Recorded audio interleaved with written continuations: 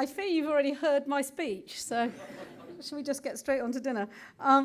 It's an enormous pleasure and privilege to join you this evening. I think that this is far and away the most successful business club in the whole of the United Kingdom, let alone just Wales. And I think I am desperate to learn the secret sauce of this club. My husband, as a number of you may know, is for my sins, a Conservative politician. I always say I must have done something very, very wicked in a past life to fall in love with a politician. And John is very keen to launch a business club just across the bay in our home in Weston-super-Mare. But I think now I've seen what a proper business club looks like, he's going to be quite challenged. I thought I would talk a little bit about the story of the company that I lead and love, tell you what has happened to TalkTalk, both good and bad, and where the story sits today, and maybe offer a few thoughts on what we've been learning and still have to learn as a relatively young business. So TalkTalk began about 25 years ago when two mad nuclear scientists from BNFL up in Windscale decided they'd had enough of being control systems engineers working at Windscale, and they fancied setting up an engineering business. And Neil and Graham set up a nuclear industry control systems engineering business called Thermal Engineering. It's not a surprise that you won't have heard of it. It was not very successful at all. And after a few years, they decided that although they knew absolutely nothing about telecoms, that it might be an easier place to make a living than nuclear engineering. So they set about, they were one of the very early entrepreneurs in the slowly deregulating telecoms market in the 90s. And they were about to launch a successful, what they thought, successful IPO in about 2002 when the dot-com bust happened. And simultaneously, they were in discussions with one Charles Dunstan of Carphone Warehouse, and they were trying to flog their business telephone services to Charles. And the IPO fell flat on its face, and Charles, being the really astute entrepreneur he is, thought, well, I'm not going to buy your services, but I think I'll buy your company. So Neil and Graham found themselves as part of Carphone Warehouse in 2002. You'll notice that in all this story, TalkTalk hasn't yet been born. This is our long pregnancy. And in 2004, Neil and Graham, my two lovely, mad nuclear scientists, came to Charles and said they thought that if he gave them £400 million to build a telephone network, that they could probably build it in a couple of years and sell broadband, which was only just beginning, for £5 a month. At the time, BT charged £30 a month for broadband, and we're on the record saying no one could ever do it for less. Charles told them that they had £500 million, they needed to build it within 6 months, and it would be for free. And that was the birth of TalkTalk. If you came down from Mars and thought about what the telecom sector should look like, you really wouldn't invent us. We like to think of ourselves as the mutts of the telecoms industry because almost none of us have any experience in telecoms. That's been a huge advantage in some ways, quite a disadvantage in others. There are some things that we would all do differently had we known about telecoms before we started. But what it meant was that the business launched with a degree of belief in doing things differently. So we launched in 2006 with free broadband. My chairman, Charles, says he's only ever had one idea. It's called free. It works really, really well. Unfortunately for TalkTalk, it worked rather too well. So the business had been planning on having about 200,000 broadband customers in their first 6 months. That's what the business plan was built on. In the first 2 weeks, they passed the 200,000 mark. And everything fell over, literally everything. If you get into a taxi in Earlham in Manchester, which is where the network was based, even to this day, I ask the taxi drivers, how's things? And they'll say, oh, your guys are all right. They're a lot less stressed than when they launched free broadband. Said, we used to have people in the back of the taxi not knowing what to do with themselves, trying to find call centres anywhere in the world, because the business grew so fast that nobody was prepared for it. So undaunted by this, you'll know I haven't actually joined this story yet. Undaunted by this, my entrepreneurial chairman decided the business needed to grow a bit faster. And from 2006 to 2010, they bought two big broadband businesses in the sort of consolidation phase of broadband, first AOL and then Tiscali. So by 2010, TalkTalk had just over 4 million customers, so about 20% of UK households taking their phone and broadband from us. We had about 2 million customers that the business had grown organically and 2 million that had come from the two big acquisitions. We had 28 call centres in 6 time zones, only British customers, mind you, and virtually 3, 4 or 5 of absolutely everything. And I used to say that we would make the most brilliant Harvard Business School case study. And the case study would begin with my chairman, Charles Dunstan, serial entrepreneur, looking out of the window of his office at Carphone Warehouse, trying to decide whether to let his second child go in the form of TalkTalk, to let TalkTalk go, whether he'd called it right that it was time to demerge from Carphone and let TalkTalk head off as an adult in their own right, and whether or not the business could survive on its own. I think the answer to the case study is still unproven. We're still working on it. We feel very much that we are a teenage business. But this is when I joined the story. I had a phone call from the chairman of Carphone Warehouse at the time, a chap called John Gildersleeve. And I'd worked for John at Tesco, and he's one of the worst misogynists I know, and also my biggest mentor. And he's the most fantastic promoter of senior women. And John rang me up, and I was very, very happy running the convenience stores for Sainsbury's, the little Sainsbury's locals. All the ones that are opening now are my little children that I signed off when I was there. And John said to me, "What are you doing waiting for Justin King to leave Sainsbury's? You should be running a company. Come and meet Charles Dunstan. You should run TalkTalk." And I was like 50% of the population at the time, who is TalkTalk? And I said to him, I know nothing about telecoms, really nothing. So why would you want me to do this? And at the time, he and Charles gave me a great speech about wanting, just as Steve has done, wanting someone with retail knowledge, used to serving value customers who'd really understand end-to-end systems and processes. To this day, I think it's because anyone who did know anything about telecoms wouldn't talk to them about the job. And in my naivety, rather like my company, I thought, I really do want to run a business, and I think these guys are really interesting and exciting, and I will enjoy working with them. And so I'll take the risk. I'm a risk taker by nature because I love riding racehorses. So I took a big risk just about 4 years ago and joined this mad telecom lark. And I found myself running a business that Charles used to call TalkTalk the snake that had eaten the goat, that we were digesting all of our acquisitions. I always think the analogy didn't quite work for me because a snake's quite sedentary and sleepy while it's digesting the goat, and TalkTalk didn't feel anything like that. My analogy was TalkTalk was a teenage octopus. So we were a teenage business because we'd grown so fast. It was like a teenager, a sort of gangly teenager that doesn't know how to control its arms and legs. And we were an octopus because we had so many arms and legs.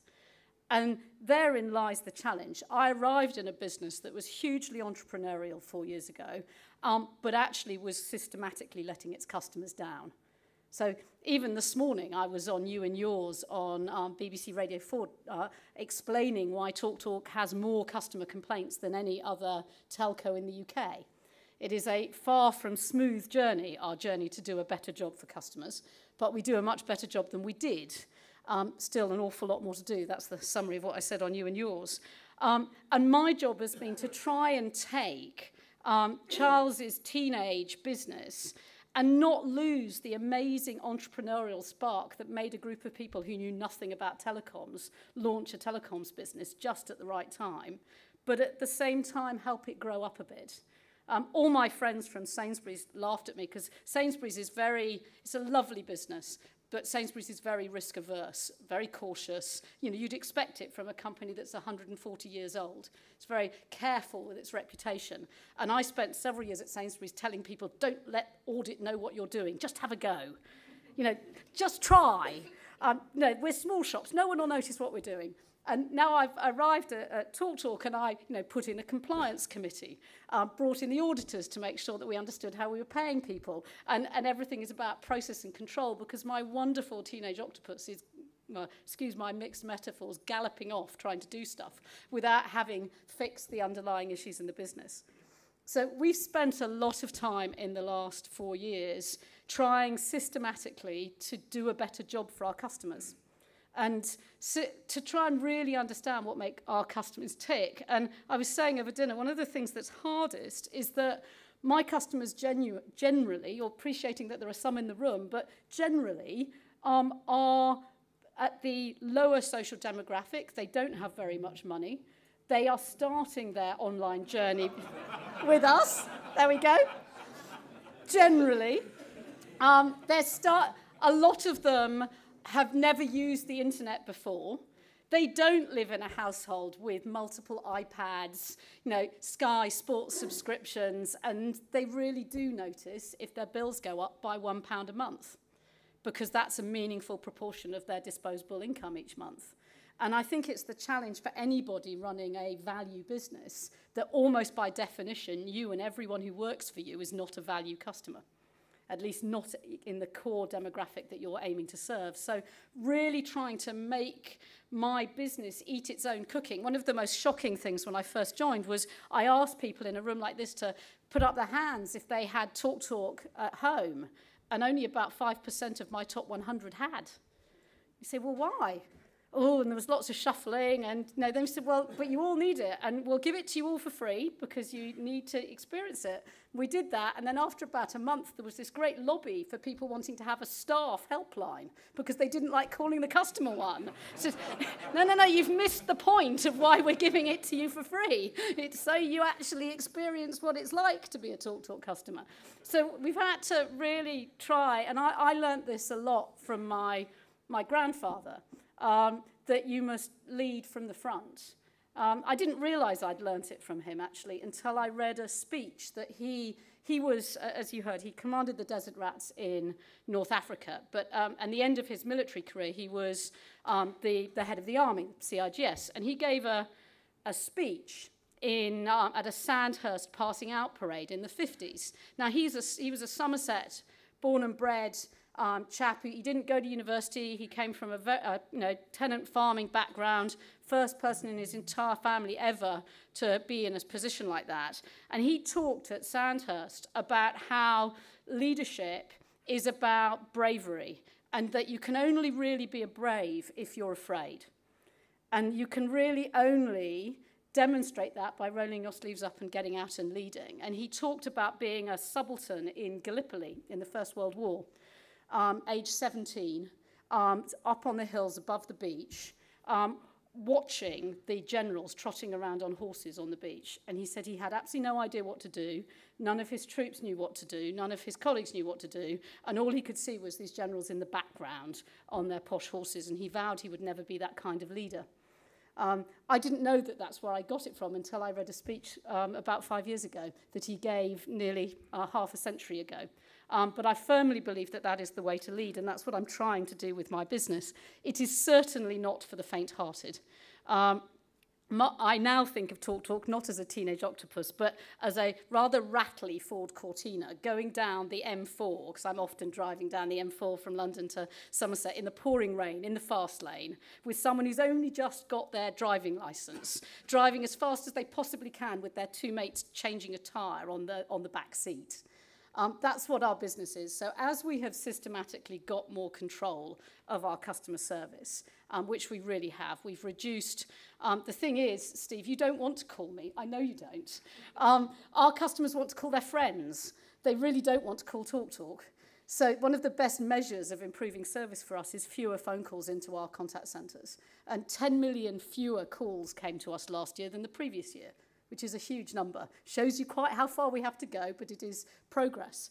So having done that, the four Cortinas rushing down the fast lane, we decided it was time to launch a TV business. So a year ago, pretty much to the week, I can imagine that given what I've told you about our customer service record, that might scare you, that starting to offer people TV services would be challenging. Many people have said to me, it's a good thing we don't offer things that can kill you. Certainly, you wouldn't want TalkTalk to do that, not yet. The teenage business isn't ready for it. But there is a very natural move from phone and broadband to television. In the future, all of us will watch digital images in our home that are delivered down our broadband line rather than delivered over the airways from DTT spectrum. It's absolutely the future of digital communication. So we need to get into it. And a year ago, we connected, just about a year and a week ago, we connected our first TV customer. And my goodness, we walked through hoops to make sure that the systems and processes would work. About a month ago, we passed the 500,000th TV customer. By the end of this year, we'll have more TV customers than BT. BT first connected a TV customer 7 years ago, so I'm very focused on that as the goal. And as a little guy in the TV market, we are learning that it is possible to be the David to the big beast's Goliath. So I have a wholesale relationship with Sky. I deal with Amazon. Amazon provide our film content. And BT is both my single biggest competitor and my single biggest supplier. And do you know what? It's really fun to be the David to their Goliath. One of the sayings that we have in TalkTalk is that we want to zig where the rest of the world zags. That if you want to be really entrepreneurial, a good entrepreneurial idea is one that everybody else thinks is nuts. Otherwise, they'd all be doing it. So you have to try and encourage a culture in a business where it's okay to be a fool, where it's okay to have people who think really mad ideas, and then you wrestle it into shape. And our TV business is a pretty mad idea. So we give TV, shouldn't be as a huge surprise, we give TV for free. My chairman's main idea. We give you a set-top box for free. That's why it's grown so fast. But over time, we think it means you'll stay with us longer, and that over time, you'll start to watch bits of TV content courtesy of us. Doesn't need to be very much. My customers pay me £26 a month. So if you spend £3.50 watching one movie, that's a great growth in my revenue. And that's the basis of our model, to not make you pay for things you don't need. So I've probably been a bit boring about TalkTalk, but I hope you can hear how much I love it. We see the opportunity to not just build a great business, but actually play a much bigger role in society. So one of the things I think I've learnt in my career to date is that, I think this is as much true of my grandfather as a soldier as me as a businesswoman, is that you need to give people a bigger purpose to what they're doing, that actually making money is not motivating enough for a large organisation of people, nor should it be. They need to feel that what they're doing in the world plays a bigger part. And for us in TalkTalk, it's about making the whole of the United Kingdom a genuinely digitally connected nation. So our role is to make it cheap, to make sure that people in society who can least afford it but will most benefit from it do get connected.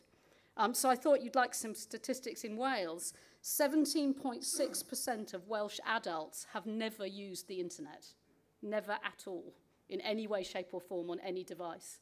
Now, I don't know how people exist, and they are not, I've said this a number of times to the Prime Minister, you can't wait for them all to die. It's not that they're all old. Only half of them are over 65. So if you think about that, there are teenagers growing up in Wales, in all of the regions of the United Kingdom, who don't know how to use the internet. If you don't know how to use the internet, it's much, much harder to get a job, because increasingly you have to apply online. If you're a small business and you don't have a transactional website, you are much less likely to be growing. Only a third of Welsh small businesses have a transactional website, and they're growing 5 times faster than the ones that don't. Likewise, in the charitable sector, only 24% of British charities collect money online. And I think this is true of small businesses, individuals, and very big organisations. When you or I have a plumbing crisis on a Saturday night, how do we find an emergency plumber? We Google one. So if you're not online, you're not going to get that business. So it's not just about big companies. So TalkTalk's role in making Britain a digitally connected nation is making it affordable. Being the David to the big Goliath that always tries to do things maybe slightly on the cheap, maybe slightly more risk-taking, but genuinely makes it affordable for the most deprived parts of society. The people who aren't online today are generally very poor, or elderly, or disabled. All three groups who would most benefit by being online, because it's cheaper to shop online, it's easier to keep in contact with your friends, your family, your GP online. And it enables people who are maybe not able to do their own shopping to have their shopping delivered to them. So a whole series of things that for those very groups that would most benefit for it. So I motivate my team by saying we've got a job to make Britain better off. And we do that in our advertising quite punchily against BT, but we really genuinely mean it. And part of the reason I do some of these speeches is that I think that Britain, as a total country, will be the better for being truly and completely digitally connected. I say to my people, we've got call centres in South Africa, in India, do a lot of work in China with Chinese manufacturers. And Britain can't compete in terms of human resources. We will never have as many trained engineers as India or China or the US. We'll never have the mineral resources that South Africa or Russia have. But we have this amazing trading nation. And while trade 400 years ago was thanks to the Royal Navy, trade in the next 100 years is going to be online. So building a truly digital nation isn't just about helping individuals, it's genuinely making Britain as a nation better off. And we really care about it as a company. And, you know, it makes for a much better place to work, that people really care about what they're doing and feel real passion that they make the world a better place as a result. So that's my big learning, that you should zig when the world zags, encourage people to be a fool, because that's how you come up with the ideas to zig, and give people a bigger purpose. And if you can do that and hold it together while herring down the M4 100 miles an hour, then most of the time it works, she says, with fingers crossed and hoping there aren't too many unhappy customers in the room. Because I know there will be some. That is the challenge of running my business. I suspect I have talked quite long enough.